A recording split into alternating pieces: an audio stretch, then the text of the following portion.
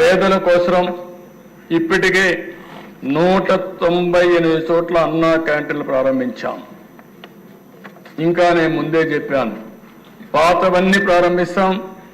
ఏ నియోజకవర్గంలో అయితే అన్నా క్యాంటీన్ లేదు అక్కడ కొత్తగా ఒక్కొక్క నియోజకవర్గానికి కనీసం ఒక అన్నా క్యాంటీన్ పెట్టే బాధ్యత ఈ ప్రభుత్వం తీసుకుంటామని చెప్పి కూడా నేను మీకు తెలియజేస్తున్నా.